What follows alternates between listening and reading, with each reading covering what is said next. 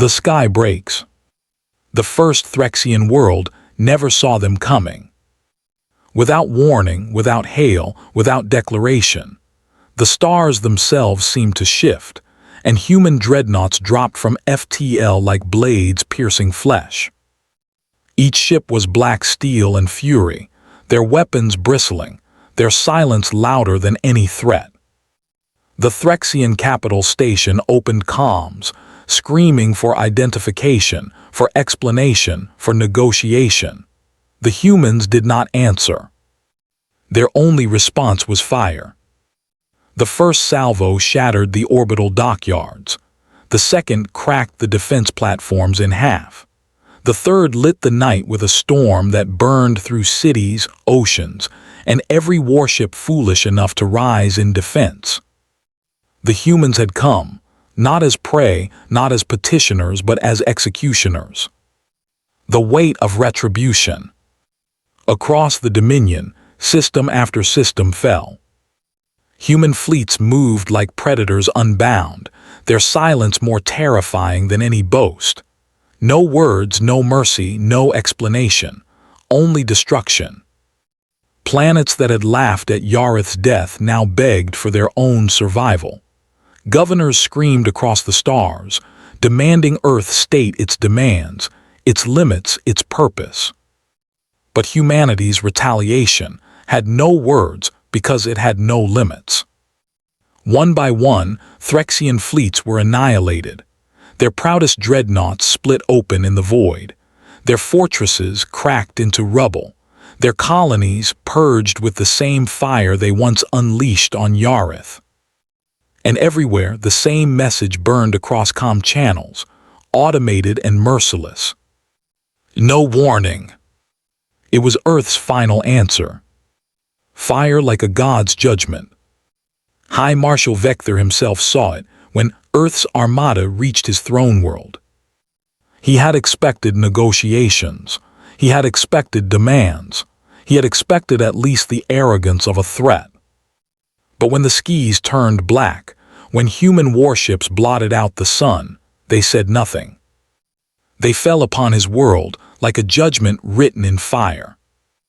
Orbital defenses were vaporized in minutes.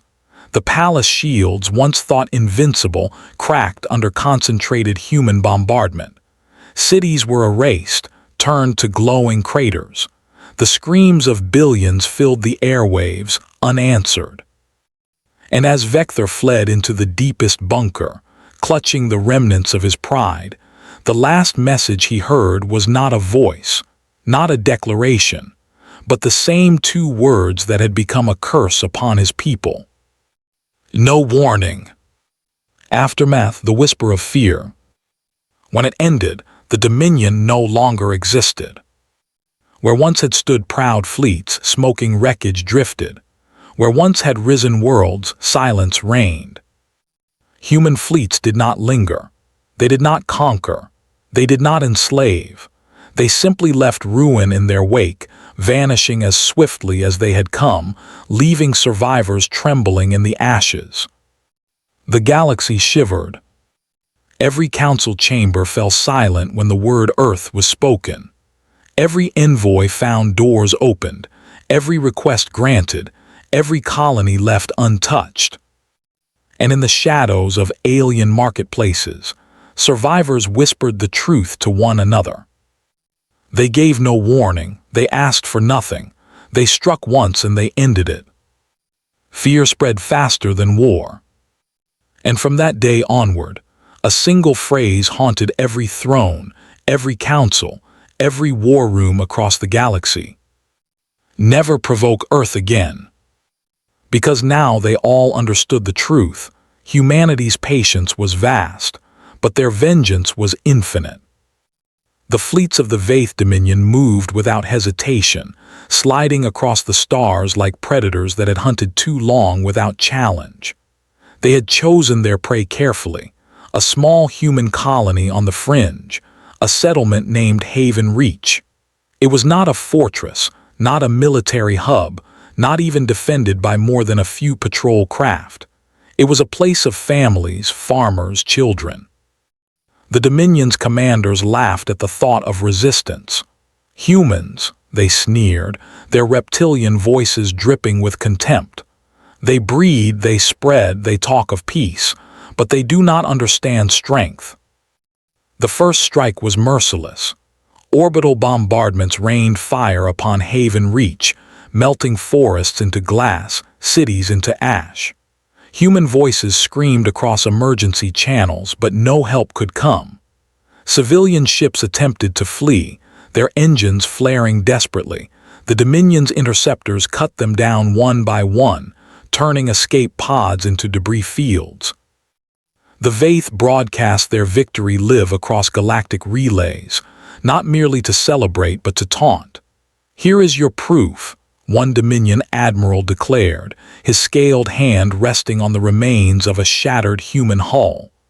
"Earth's reach ends in whispers, their colonies burn, and their silence proves they are nothing."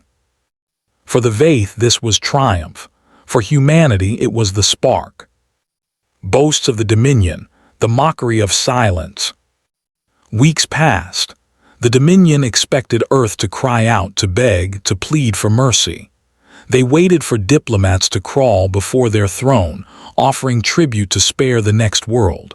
But Earth did not reply. The silence unsettled some, but most of the Vaith took it as weakness. In grand halls of war they laughed.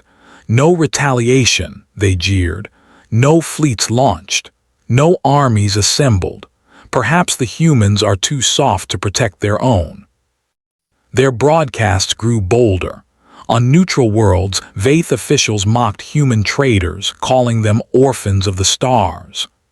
At the Council of Species, Vaith delegates smirked, dismissing Earth as irrelevant. The galaxy listened. Allies of humanity whispered that Earth had grown too cautious, too civilized to act. Rivals saw opportunity. Neutral worlds adjusted their alliances carefully, not wishing to be caught between the Dominion's claws and Earth's hesitation. But the silence was not weakness. It was calculation. It was patience measured like the drawing of a blade.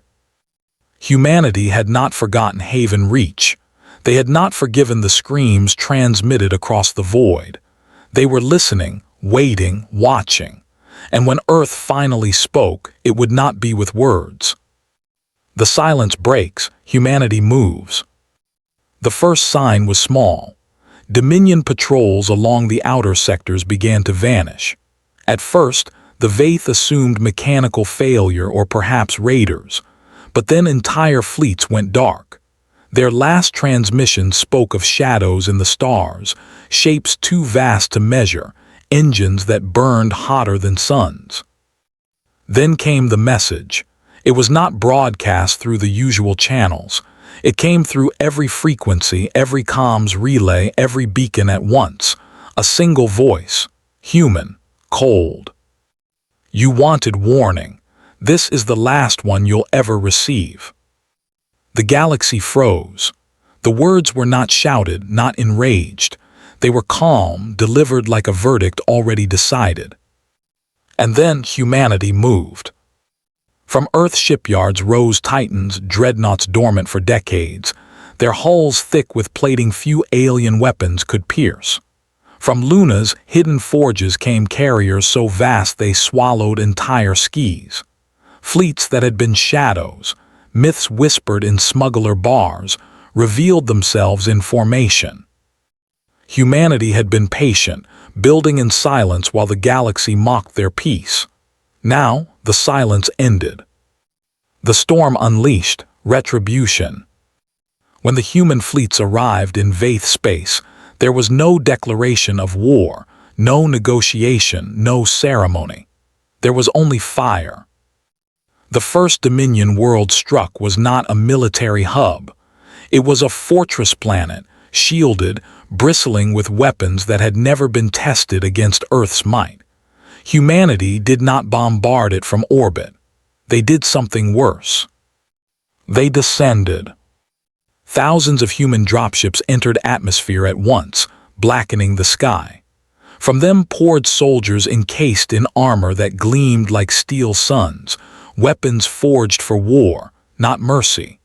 The Dominion's armies, proud and cruel, broke within hours. Their command bunkers were shattered by human artillery that fell with the weight of mountains. Survivors reported the silence of humanity's advance. No war cries, no boasts, only relentless fire and precision. It was as if Earth's soldiers were not men but executioners. In orbit, Dominion fleets rushed to intercept. They never stood a chance. Human dreadnoughts moved like leviathans, their cannons firing beams that sliced ships apart in single strokes. Carriers released swarms of drones, intelligent, coordinated, merciless. The Dominion admiral who once mocked